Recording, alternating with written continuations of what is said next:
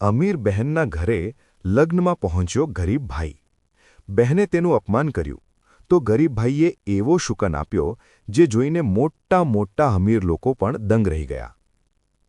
રાજન અને અમન બંનેનો જન્મ એક જ માતાની કોખમાંથી થયો હતો. તેઓ એક જ આંગણામાં રમતા અને સાથે માની વાર્તાઓ સાંભળતા. પરંતુ જિંદગીની સફર અલગ હોય છે. ક્યારેક એક જ રસ્તા પર ચાલવાવાળા બે માણસો અલગ અલગ મંઝિલ પર પહોંચે છે. આજે મોટો ભાઈ રાજન સફળતાની એ સીમા પર હતો જ્યાંથી તેને બાકી બધા કીડી જેવા નાના દેખાતા હતા.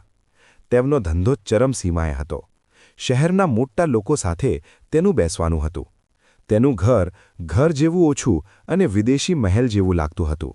વિદેશી ડિઝાઇનરોના કપડાં, મોટી પાર્ટીઓ અને ખોટી શાન શોકત. રાજનનું જીવન માત્ર આ વસ્તુઓ સુધી જ સીમિત હતું. તેની પત્ની રજની પણ આ જ માટીની બનેલી હતી. રજની માટે માણસનો આદર તેના વર્તનથી નહીં પરંતુ તેના વાહનની લંબાઈ અને તેના કપડાની કિંમત દ્વારા નક્કી કરવામાં આવતો હતો. બીજી બાજુ હતો નાનો ભાઈ અમન. તેમનું જીવન તે 3-વ્હીલર રિક્ષા પૂરતું જ સીમિત હતું જે તે સવારથી સાંજ સુધી ચલાવતો હતો. તેની આજીવિકા એ જ રિક્ષામાંથી જ ચાલતી હતી. તેની પાસે બેંક બેલેન્સ નથી પરંતુ તેની પાસે શાંતિનો ખજાનો છે જે દુનિયાની કોઈ રકમ ખરીદી શકતી નથી. તે હંમેશા કોઈની પણ મદદ કરવા તૈયાર રહેતો. તેમની પત્ની આરતી તો સાચી અન્નપૂર્ણા હતી. સાધારણ સાડીમાં પણ તેની સાદગી એટલી ચમકતી હતી કે મોંઘા દાગીનાની ચમક પણ ફીકી પડી જાય. તેના ઘરમાં ગરીબી ચોક્કસ હતી પણ દરિદ્રતા નહોતી. અછત હતી પણ અસંતોષ નહોતો. બંનેનું મન કાચ જેવું સ્વચ્છ, પાણી જેવું નિર્મળ હતું. પરંતુ ટૂંક સમયમાં એક એવી ઘટના બનવાની હતી જે નક્કી કરશે કે અસલી અમીર કોણ છે. એક બપોરે તેમની માતા જાનકીજીની તબિયત અચાનક બગડી. તેમને ખૂબ તાવ આવ્યો અને જ્યારે તેમનો ટેસ્ટ કરવામાં આવ્યો ત્યારે ખબર પડી કે તેમને ડેન્ગ્યુ છે. જાનકીજીનું શરીર ભઠ્ઠીની જેમ બળી રહ્યું હતું. તે દર્દથી રડતી હતી. જો કે જાનકીજી તેમના નાના પુત્ર અમન સાથે રહેતા હતા પરંતુ ફરજના કારણે આ સમાચાર મોટાભાઈ રાજનને પણ પહોંચાડવામાં આવ્યા હતા. માની હાલત જોઈને અમન પોતાનું કામ ત્યાં જ છોડીને તેની રિક્ષાને રિક્ષા સ્ટેન્ડ પર પાર્ક કરી. દિવસની કમાણીની પરવા કર્યા વિના તે ઝડપથી ઘરે આવી ગયો. તે માને નજીકની સરકારી હોસ્પિટલમાં લઈ ગયો. ડોક્ટરે કેટલીક દવાઓ લખી આપી અને ઘરે પરત ફર્યા બાદ અમન અને આરતીએ તેમની માતાની સંભાળ લેવાનું શરૂ કર્યું. ડોક્ટરની સૂચના મુજબ આરતીએ કપાળ પર ભીની પટ્ટીઓ બાંધી, હળદર સાથે દૂધ તૈયાર કર્યું અને સમયસર દવાઓ આપવા લાગી. બંને જણ કાળજીપૂર્વક માતાની દરેક જરૂરિયાતનું ધ્યાન રાખતા હતા. 2 દિવસ પછી સાંજે રાજન એક મહત્વપૂર્ણ મીટિંગ પૂરી કરીને પહોંચ્યો. તેની મોંઘી કાર અમનના નાના એવા ઘરની બહાર આવીને ઊભી રહી જેમ રાજા કોઈ ગરીબની ઝૂંપડીમાં આવ્યો હોય. જ્યારે તે તેની પત્ની રજની સાથે ઝૂંપડીની અંદર આવ્યો ત્યારે તેના મોંઘા પરફ્યુમે રૂમનું વાતાવરણ બદલી નાખ્યું. માં, હવે કેવી છે તમારી તબિયત? તેના અવાજમાં માત્ર ઔપચારિકતા હતી. જાનકીજીએ નબળાઈથી આંખો ખોલી અને હળવા સ્મિત સાથે કહ્યું, પુત્ર, હું પહેલાં કરતાં સારી છું અને ટૂંક સમયમાં સંપૂર્ણ સ્વસ્થ થઈ જઈશ. અમન અને આરતી મારી ખૂબ સેવા કરે છે. ત્યારે જ આરતી સાદી ટ્રેમાં તાજા ફળોમાં રસનો ગ્લાસ ભરીને રૂમમાં આવી અને સાસુને પીવડાવવા લાગી. ત્યારે જાનકીજીએ હસતા હસતા કહ્યું, જોઈ રહ્યા છો, આખો દિવસ આમ જ સેવા કરે છે. આ છે ત્યાં સુધી મને કંઈ થોડું થવા દે. આ વાત સાંભળી રજનીએ મોઢું બગાડ્યું. રાજને રૂમની આજુબાજુ એક નજર નાખી, જાણે તે કંઈક શોધી રહ્યો હોય. પછી અહીં તહીં જોઈને તે બોલ્યો, છી, આટલા બધા મચ્છરો ઉડી રહ્યા છે અહીં. જો મચ્છર મારવાની દવાનો છંટકાવ કર્યો હોત તો આજે માં બીમાર ન પડી હોત. તેની વાત સાંભળીને જાનકીજીએ કહ્યું, મચ્છર મારવાની દવા મારા સ્વાસ્થ્ય માટે અનુકૂળ નથી, તેથી ન છંટાવી. થોડીવાર પતિ પત્ની બંને અસ્વસ્થતાથી બેઠા. પછી રાજને પૂછ્યું કે કયા ડોક્ટરને બતાવ્યું છે? અમને સહજતાથી કહ્યું, ભાઈ, નજીકની સરકારી દવાખાનાના ડોક્ટરને બતાવ્યું છે. સારવાર સારી ચાલી રહી છે, તબિયત સુધરી રહી છે. શું સરકારી હોસ્પિટલ? અમને કોઈ ગુનો કર્યો હોય તેમ રાજન ચોંકી ગયો અને ગુસ્સાથી ઊભો થયો. તારામાં મગજ છે? મારી માં અને સરકારી દવાખાનામાં? તેનો અવાજ ઊંચો થઈ ગયો. તારી હિંમત કેવી રીતે થઈ માને સરકારી દવાખાને લઈ જવાની? શું ત્યાં સારી સારવાર થાય છે?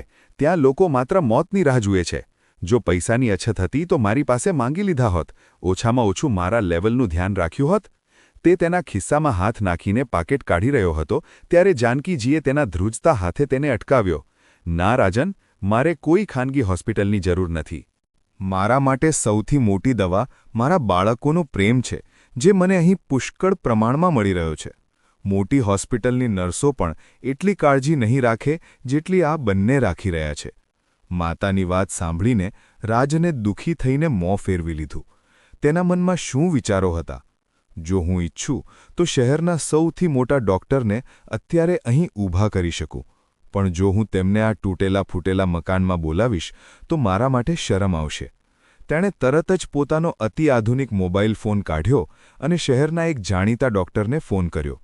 ફોન પર તેણે માની સ્થિતિનું ટૂંકું વર્ણન કર્યું અને પછી કોલ કાપ્યો અને બોલ્યો, ડોક્ટરે કહ્યું છે કે માને નાળિયેરનું પાણી અને બકરીનું દૂધ પીવડાવો, તેનાથી પ્લેટલેટ્સ ઝડપથી વધશે. આટલું કહીને તેણે ખિસ્સામાંથી 5000 રૂપિયાની કેટલીક કડક નોટો કાઢી અને માના ઓશિકા નીચે મૂકી અને કહ્યું, માં, આ તમારા માટે નાળિયેર પાણી અને બકરીનું દૂધ મંગાવી લેજો. તમને કંઈ પણ જોઈતું હોય તો મને જણાવજો. એટલામાં આરતી રસોડામાંથી બીજી ટ્રે લઈ આવી. ભૈયા, ભાભી, તમે પણ જ્યુસ લો. રાજન અને રજનીએ એકબીજા સામે જોયું. તેમના ચહેરા પર વિચિત્ર હાવભાવ હતા. તેમણે ગ્લાસને અડ્યા વગર કહ્યું, ના, અમારે નથી પીવું. ચાલો, અમને મોડું થઈ રહ્યું છે. અમારી સાંજની ફ્લાઇટ છે. રજનીએ તેની મોંઘી ઘડિયાળમાં જોતા કહ્યું. પછી તે મા તરફ વળી અને પૂછવા ખાતર બોલી, માજી, તમારું ધ્યાન રાખજો. અને બંને દરવાજો એમ ખોલીને બહાર ગયા જાણે જેલમાંથી બહાર નીકળ્યા હોય. એ પછી બંનેનો એક ફોને પણ ન આવ્યો. રાજને પૈસા આપીને પોતાના પુત્ર તરીકેની ફરજ નિભાવી હતી. જાનકીજીને તેમના મોટા પુત્ર અને પુત્રવધૂની આવી સેવા મનમાં બેસી ગઈ, પરંતુ અમન અને આરતીની નિસ્વાર્થ સેવાએ જાનકીજીના વ્યથિત હૃદયમાં મલમનું કામ કર્યું હતું. બન્યું એવું કે રજનીએ પોતાના દેવર અને દેવરાનીને અપમાનિત કરવાની ઝુંબેશ હાથ ધરી હતી. પ્રસંગ ગમે તે હોય, તે ક્યારેય અમન અને આરતીનું અપમાન કરવાનું ચૂકતી નહોતી. મિત્રો, અમને આશા છે કે તમને આ કહાની પસંદ આવે છે. આવી જ રોચક કહાનીઓ સાંભળવા માટે કેવલની કહાની ચેનલને સબસ્ક્રાઇબ કરી દો અને બેલ આઇકોન દબાવી દો. જ્યારે પણ અમન અને આરતી કોઈપણ પારિવારિક કારણોસર તેમના મહેલના ઘરે જતા, ત્યારે રજનીની નજર સૌથી પહેલાં તેમના સાદા કપડાને સ્કેન કરતી. પછી સોફા પરથી ઉઠતાની સાથે જ રજનીએ અમૂલ્ય ચાદરને જાણે કે તેના પર બેસવાને કારણે અશુદ્ધ થઈ ગઈ હોય એમ તેને સાફ કરતી. એકવાર તો હદ થઈ ગઈ. રજનીએ ટોણો મારતા કહ્યું, અરે આરતી, ક્યારેક તો સારા કપડાં પહેરો. હંમેશા આ સસ્તી કોટનની સાડી. મારી પાસે એટલા બધા ડ્રેસ અને સૂટ છે કે હું 1-2 વાર જ પહેરું છું. પછી તે કબાટમાં ધૂળ ખાય છે. મને કહો, જો તને ઈચ્છા હોય તો લઈ જજે. એવા ડ્રેસ છે જે કદાચ તમે સપનામાં પણ જોયા નહીં હોય. આ શબ્દો પીગળેલા કાચની જેમ એમાંના કાનોમાં ઉતરી જાય છે. તેનું લોહી ઉકળે, પણ તે કંઈ બોલતો નથી. તેને તેની ગરીબી નહીં, પણ તેની ભાભીની નાના વિચારોથી શરમ આવે છે. જ્યારે આરતી શાંત સ્મિત સાથે જવાબ આપશે, દીદી, ભગવાને અમને જેટલી ચાદર આપી છે તેટલા જ અમારા પગ ફેલાવીએ છીએ, અને આમાં અમે ખૂબ ખુશ છીએ. રાજન અને રજનીનો દરજ્જો સમાજમાં ઊંચો છે. દરેક વ્યક્તિ તેની સંપત્તિના ગુણગાન ગાતા હતા. તેની બહેન અંજુ પણ તેના અમીર ભાઈ પર જ પોતાનો પ્રેમ વરસાવતી હતી. તે જાણતી હતી કે તેના સાસરિયામાં તેને જે માન હતું તે માત્ર રાજનના પૈસા અને સ્ટેટસના કારણે છે. ગરીબ ભાઈને તે પૂછતી પણ ન હતી. અને આખરે તે ક્ષણ આવી ગઈ જ્યારે સંબંધોની ખરી કસોટી થવાની હતી. અંજુની એકમાત્ર પુત્રીના લગ્ન નક્કી થયા. અંજુ અને તેનો પતિ ખુદ એક ડિઝાઇનર કાર્ડ લઈને રાજનના ઘરે પહોંચી ગયા. કલાકો સુધી બેઠા, નાસ્તો કર્યો અને મોટા ભાઈ અને ભાભીને લગ્નમાં આવવાનું આદરભર્યું આમંત્રણ આપવામાં આવ્યું. જ્યારે અમનના ઘરે એક નોકર દ્વારા કાર્ડ મોકલાવી દીધું અને ઔપચારિકતા પૂરી થઈ ગઈ.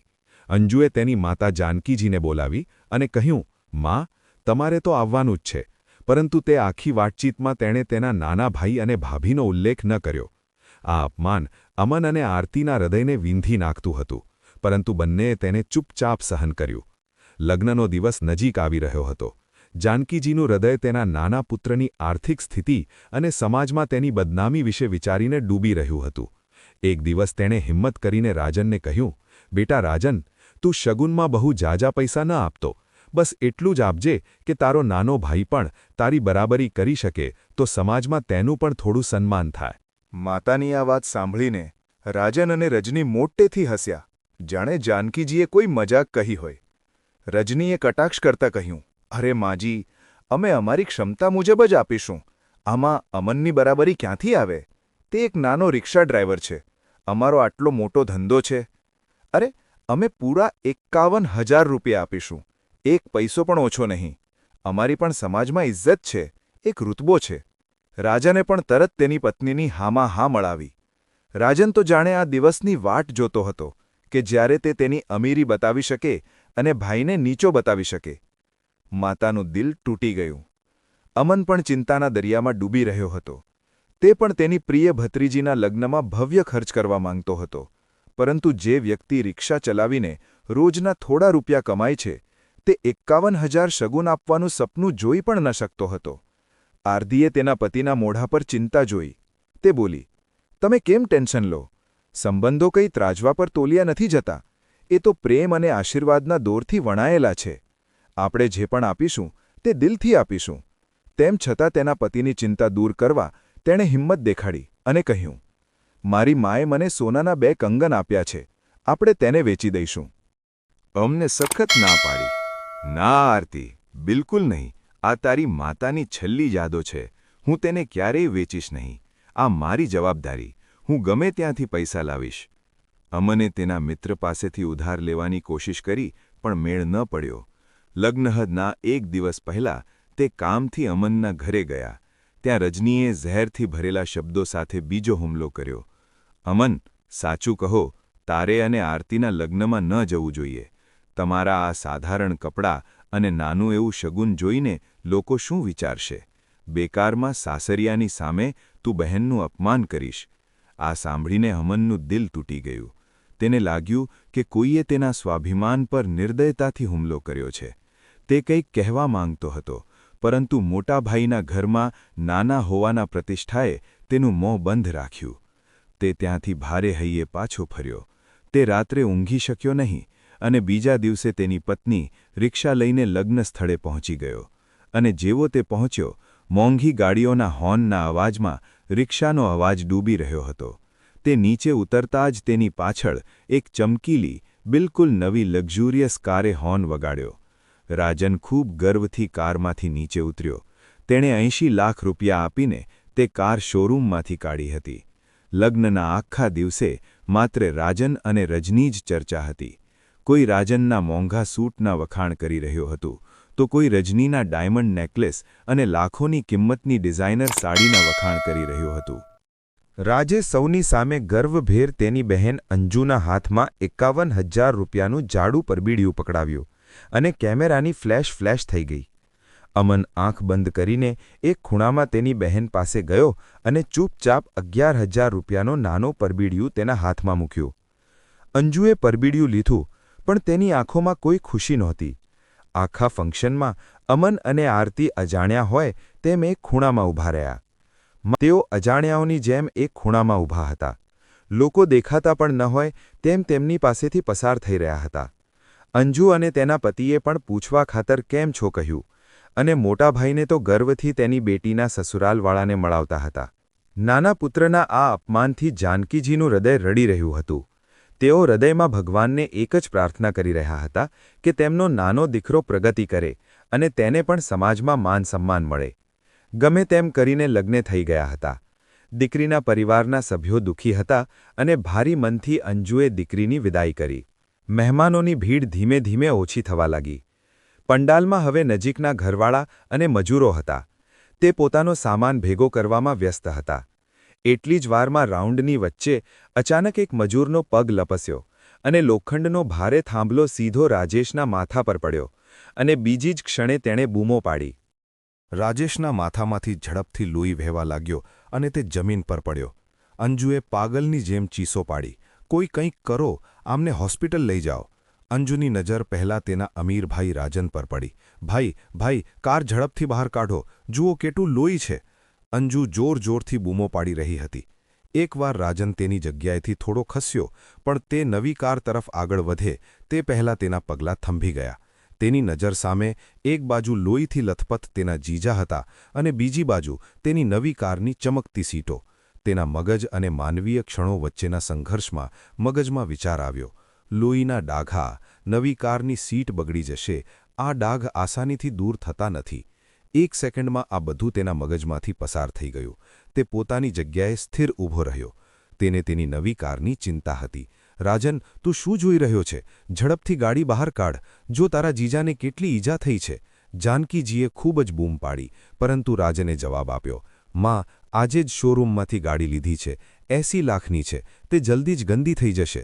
આ સાંભળીને જાણે અંજુ અને જાનકીજીના પગ નીચેથી જમીન સરકી ગઈ. જેમના ભાઈની સંપત્તિનું અંજુ આજ સુધી ગર્વ કરતી હતી. એ જ ભાઈનું આ રૂપ જોઈને તે હચમચી ગઈ. એટલામાં જ પાછળથી એક પરિચિત અવાજ આવ્યો. અમન તેની રિક્ષા લઈને આવી પહોંચ્યો. તેણે તંબુવાળાઓની મદદથી રાજેશને ઝડપથી ઓટોની પાછળની સીટ પર સુવડાવ્યો. આરતીએ રાજેશનું માથું તેના ખોળામાં રાખ્યું અને લોહી વહેતું બંધ કરવા તેણે તેની સાડીનો એક ભાગ ફોલ્ડ કર્યો અને બાંધી દીધો. અમને રિક્ષાને હવાની સ્પીડમાં હોસ્પિટલે લઈ ગયો. અંજુનો ચહેરો નિસ્તેજ થઈ ગયો હતો અને રાજેશના માથા પર પાટો પકડીને આરતી સતત હિંમત ભેગી કરી રહી હતી. કોઈક રીતે અમન તમામ ટ્રાફિકને બાયપાસ કરીને તેની ઇજાગ્રસ્ત જીજાને લઈને હોસ્પિટલ પહોંચ્યો. હોસ્પિટલ પહોંચતા જ કમ્પાઉન્ડર રાઉન્ડમાં આવ્યો, સ્ટ્રેચર મંગાવ્યું અને રાજેશને તાત્કાલિક મર્જન્સીમાં લઈ જવામાં આવ્યો. થોડીવારમાં ગંભીર ચહેરા સાથે ડોક્ટર આવ્યા. બહુ લોહી ઉતર્યું છે, એબી પોઝિટિવ બ્લડ તરત જ લેવું જોઈએ, નહીંતર હાલત વધુ બગડી શકે છે. બધા ગભરાઈ ગયા. એટલામાં હોર્ન વાગ્યો. એ જ લક્ઝુરિયસ કાર હોસ્પિટલના ગેટ પર આવીને ઊભી રહી. રાજન, રજની અને જાનકીજી ચાલતા અંદર આવ્યા. રાજે મોટા અવાજે કહ્યું, જીજાજી ક્યાં છે? શું કંઈ જરૂરિયાત છે? એબી પોઝિટિવ બ્લડની જરૂર છે, ડોક્ટરે કહ્યું. અંજુએ રાજન સામે આશાભરી નજરે જોયું. ભૈયા, તારું બ્લડ ગ્રુપ એબી પોઝિટિવ છે, પ્લીઝ ભૈયા. બધા રાજન તરફ જોઈ રહ્યા હતા અને તે બહાના શોધવા લાગ્યો. ત્યારે જ રજનીએ તીક્ષ્ણ સ્વરે કહ્યું, અંજુ, તને ખબર છે તેની તબિયત ઘણા મહિનાઓથી સારી નથી. આવી પરિસ્થિતિમાં લોહી દેવું રિસ્કી છે. રાજે પણ જોખમી અવાજે કહ્યું, હું પણ સંમત છું. મારી તબિયત સારી નથી. એક અજીબ મૌન પ્રસરી ગયું. અંજુની આંખોમાં બાકી રહેલી છેલ્લી આશા જાણે મરી ગઈ હોય એવું લાગતું હતું. પાછળથી એક શાંત પણ મજબૂત અવાજ આવ્યો, મારું બ્લડ ગ્રુપ એબી પોઝિટિવ છે, હું બ્લડ આપી શકું છું. તે આરતી હતી. બધાના ચહેરા તેના તરફ વળ્યા. ડોક્ટરે તરત જ ટેસ્ટ કરાવ્યો. બધું બરાબર બહાર આવ્યું. થોડીવાર પછી રાજેશના શરીરમાં આરતીનું લોહી વહેવા લાગ્યું. લગભગ 1 કલાક પછી ડોક્ટર આવ્યા અને કહ્યું, હવે ખતરો ટળી ગયો છે. સમયસર લોહી આવ્યું, જીવ બચી ગયો. આ સાંભળીને બધાએ રાહતનો શ્વાસ લીધો. પણ આ 1 કલાકે આખા પરિવારની વિચારસરણી કાયમ માટે બદલી નાખી. જે ભાઈ પાસે સાધન હતું તે ભાઈ પાછળ હટી ગયો અને જે વહુને હંમેશા ગરીબ અને સાધારણ કહીને ચીડાવ્યા તેણે મદદ કરી. અંજુની આંખોમાંથી આંસુ વહી રહ્યા હતા. તેણે આગળ આવીને તેના નાના ભાઈ અમનનો હાથ પકડ્યો. મને માફ કરી દે. આજ તે મને દેખાડી દીધું કે માણસ પૈસાથી નહીં પણ હૃદયથી અમીર હોય છે.